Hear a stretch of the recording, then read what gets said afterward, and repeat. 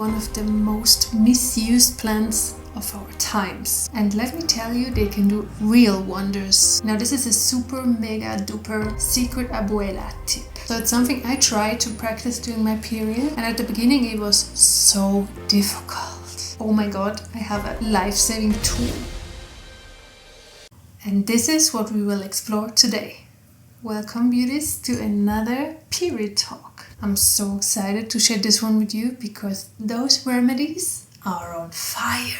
So if you're interested in an explanation of the causes and origins of the different pains and PMS related problems, check out the last period talk. Let's dive straight into my favorite and natural remedies for a happier and healthier periods. The first one, herbs. Oh, how I love them. A true gift of our earth, if you ask me. And in the last years being here in Colombia, I've learned a lot more about some traditional herbs and their use. And let me tell you, they can do real wonders if you know how to use them. Now the first one and my all-time favorite, basil. Basil is literally an all-rounder for any woman. And honestly, I didn't know that this herb was so important and powerful until I came to Colombia. For the indigenous tribes, basil is actually one of the first herbs ever to be created out of the period blood of Mother Earth. It is considered a sweet herb with a female energy. In tradition, women are in charge of preparing water with basil for other people to drink, and they actually cleanse spaces and people with basil. They take basil baths during menstruation to calm spirit and mind. They put basil leaves around their belly to protect their womb. Basil is actually said to make you sweet again, so it does wonders if you're feeling grumpy and angry during your period. So let me give you some recommendations what you can do with basil. First, I love to put basil into my water. It is said that its leaves have the capability to purify contaminated water. So why shouldn't it be able to purify our internal waters? If I don't have fresh basil, I also use essential basil oil to make baths during my period. It is considered an immune booster and de-stressor. And honestly, if I feel a bit and I take a bath with basil, it's like being born again. Actually, even during my cycle, if I feel moody or heavy, I just take a bath with basil and I feel fresh again. So how you can do that, you can use like not hot boiling water, like warm water, and you take the fresh basil and you rub it into the water. And you put obviously your intention, what you want. Cleanse, make me sweet again, help me to be more calm. Or you use the oil and just put a few drops into that water and just pour it over you. If you have cramps, you can eat a few leaves actually, or prepare a fancy basil cucumber juice. Because basil has really potent antispasmodic and antibacterial properties, helping with digestion, bloating and cramping. And it contains caffeic acid, which is a natural painkiller. And it is a source of vitamin A, vitamin C, chlorophyll, zinc, iron and calcium. Use more basil, girls. It just smells so wonderful. The second herb I can recommend is yarrow. A wondrous herb is growing the sides of the streets in spring and summer. And not many people know its amazing healing properties, especially when it comes to menstruation.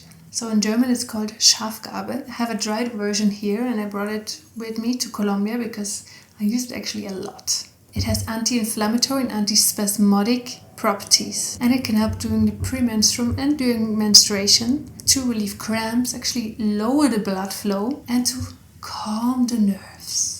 I usually start to drink yarrow tea during the days leading up to menstruation and increase the dosage to up to 2 to 3 cups per day if needed. You can also prepare a yarrow compress. If you have the fresh herb, even better. Or prepare an oil to massage into your womb and to relieve abdominal pain. Number 3.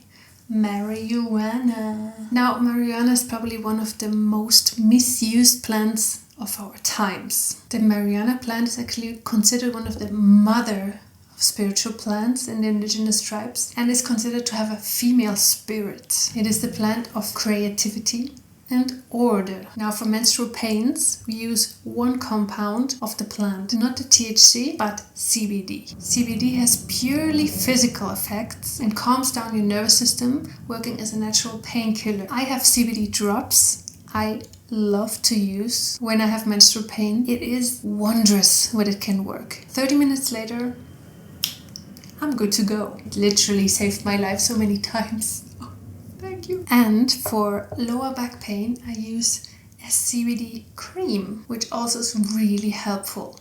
It actually gets warm when you rub it in and immediately relaxes the back.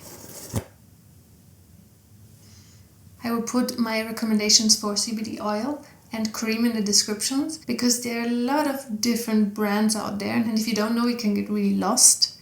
And the dosage really matters here. Now the fourth and last herbal remedy for period pain is the root of the spring onion.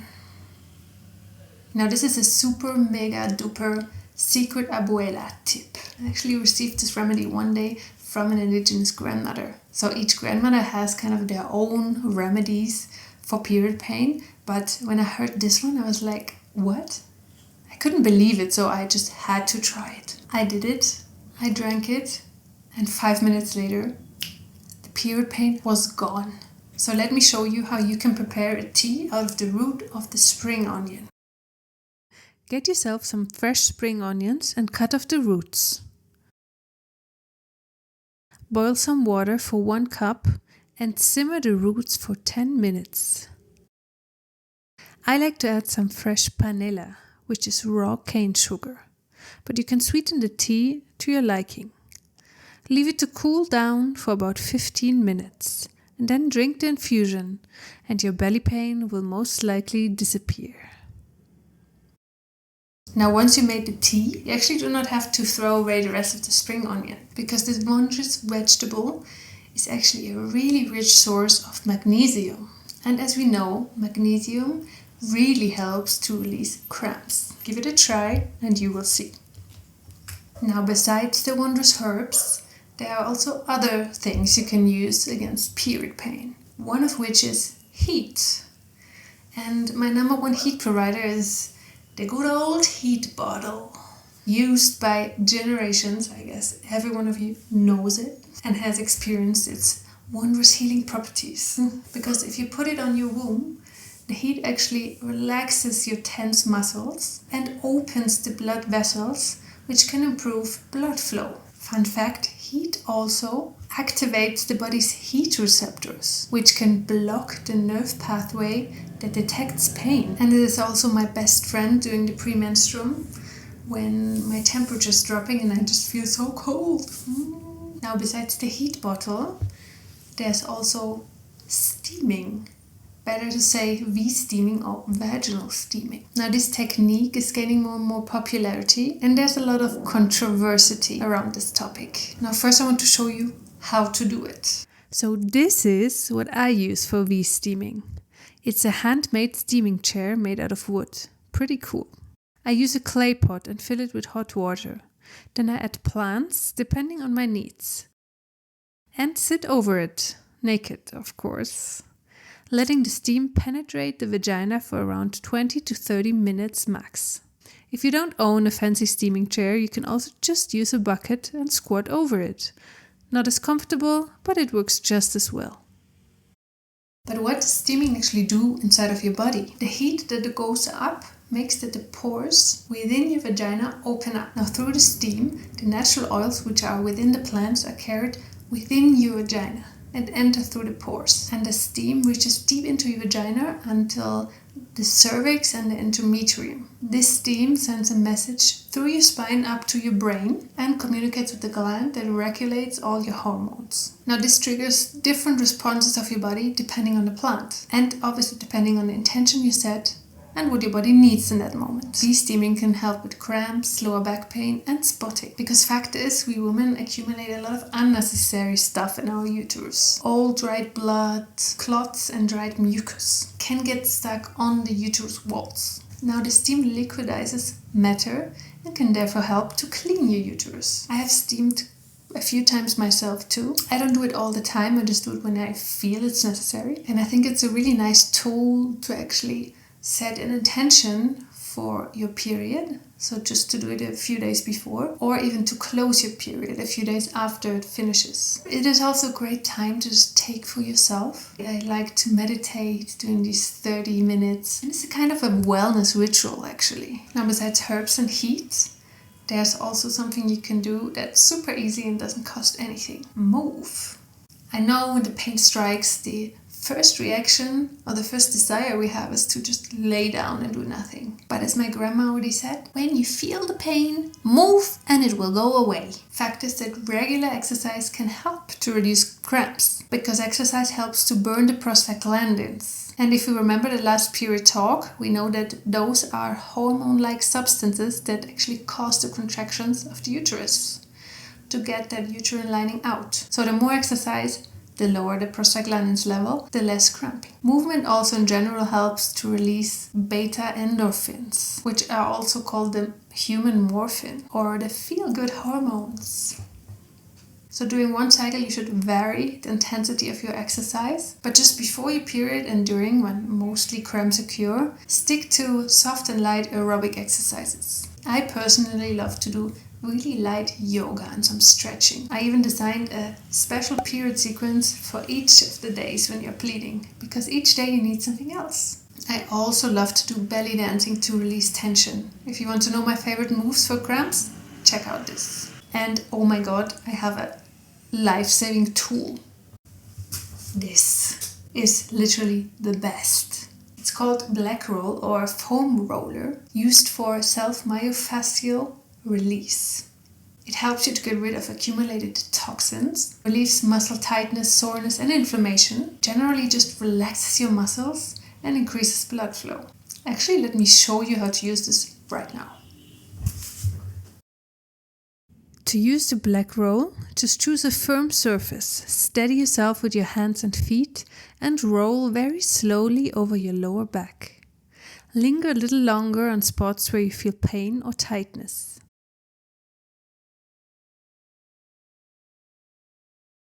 I also love to use it on the upper back to release tension around the shoulders.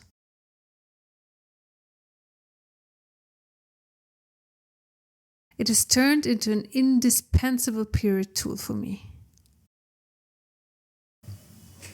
Ooh, nice. Now my last movement remedy for period pain is actually a womb self-massage, combined with some deep breathing.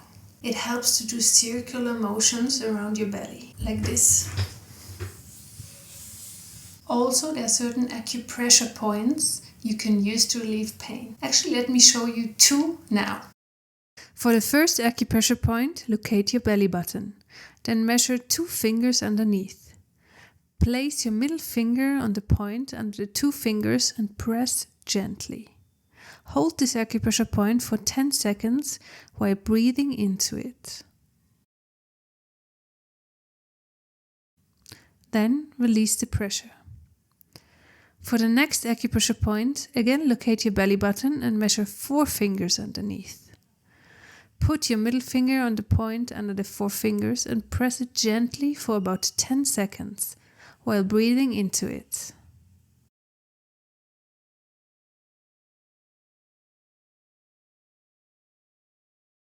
The next remedy for period pain is nutrition. Now, what we eat affects all parts of our health. And with the right nutrition, we can ease and even prevent period pain and PMS symptoms. So let me give you some tips. The most basic, drink a lot of water.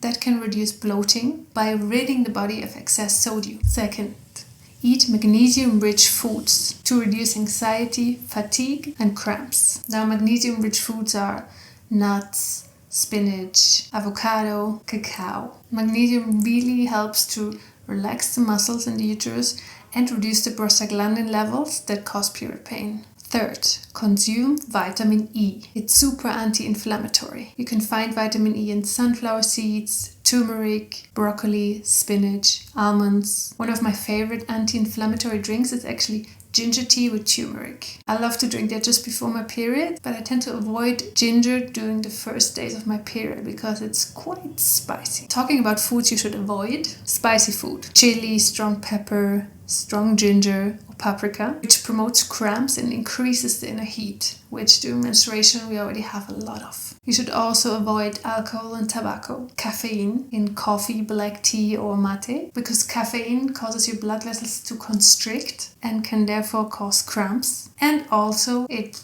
pushes your nervous system, so it can increase anxiety. You should also avoid red meat and pork because they lie really heavy in your stomach and can therefore increase cramps. Dairy products because they contain acids which promote cramps, and very salty foods because salt promotes fluid retention inside of your cells, which causes bloating. Now, these were all really practical tips, but I also want to talk with you about the mindset. And I want to tell a personal story. A few months I actually experienced a very, very difficult time with a lot of very emotional moments bringing me on the edge of depression. I felt empty, exhausted, sad, and just hurt. So I went with the goal into my period to release and to let go of all this emotional baggage and of all those memories that were pulling me down. So I consciously directed my bleed towards the detox of emotions and toxic thoughts. So during my period I actually experienced a lot of crying, some anger, and really strong uterus pain. But I trusted. And I saw it as like a gift. It was a gift of cleansing. It was cleansing me. And when I came out of my period, I felt like a new person. And I had the best next month ever. My period helped me to get rid of what didn't serve me anymore. So mindset is everything. If you appreciate your period and you're actually grateful for the pain that is coming, because it is showing you something that you maybe have been missing and not paying attention to, and that you can now take a look at and transform in your life. And the last remedy I want to share with you is rest. Now, if you've seen a few other period talks, you will know that the premenstruum and the period time are compared to the seasons autumn and winter. And those seasons are usually connected to calming down, to going into rest mode, to going into energy saver mood, and to just cuddle up inside. Now, these phases of our cycle actually call for us to calm down and to step away from the hectic and productive life that we live every day. But let's be honest, our society is pretty sick. We are asked to constantly produce, to be productive.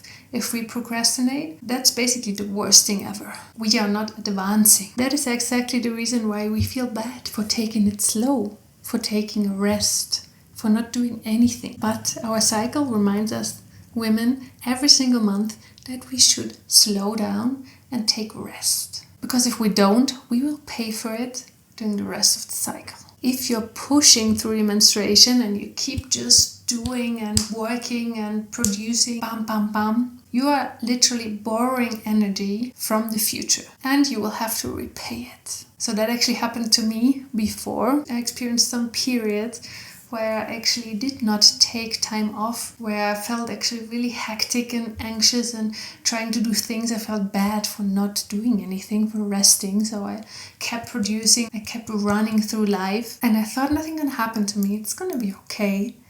But when I came out of my period, the next 2 weeks I actually felt so tired, and I was like, what is going on? It's my ovulation. I should be full of energy. But I was not. So be intelligent and take the time off where it's meant to be taken off. But how do we rest properly? So taking rest is not sitting in front of the couch watching Netflix all day. You can actually do things like dance, paint. I always really recommend creative things during your menstruation. It helps you to get out of these crazy thoughts that are coming up sometimes. So you can actually rest while doing something, but without thinking, I have to do this, I have to do that. Just being present in the moment with yourself. And probably the most difficult thing is the art of doing nothing. So it's something I tried to practice during my period. At the beginning it was so difficult. I felt so guilty. I felt like I have to do stuff. There's so many things to do. So the art of doing nothing is slowing down your life and taking a few moments where you just sit with yourself. You can just sit down and be. I like to have a few candles, a bit of classical music, and I just lay down or sit and try and meditate and try and just close my eyes, or not even meditate, just to close my eyes and relax and just see what comes up inside of me, which thoughts, which emotions. It's so interesting because you can just give yourself some time to be and give your period actually the chance to heal you, really. Because if you're just doing stuff, it is really hard for this magic to happen. So next time when you have your period, just take some moments to do nothing. Doesn't sound so bad, does it? So those were a few of my favorite remedies for period pains. They work really well for me, and I hope they can also work well for you. But also remember, test it out and adjust if necessary. I will also link some of my favorite menstruation tools and remedies in the description. I'm really curious to know which anti-cramp tools and pain relievers you are using. I want to learn from you too. So thank you for being here. I appreciate you. As always, we have our special guest, Mapurito, on the show saying hello. And actually that's an extra tip for getting rid of period pain. If you have cats, put them on your belly and just stroke them. And when they purr, this is just the best. This vibration of the purring actually helps a lot to relax your muscles and will really reduce pain. They are really wondrous creatures. I love them. Let's get rid of period pain. Hey, let's get rid of period pain. Let's get rid of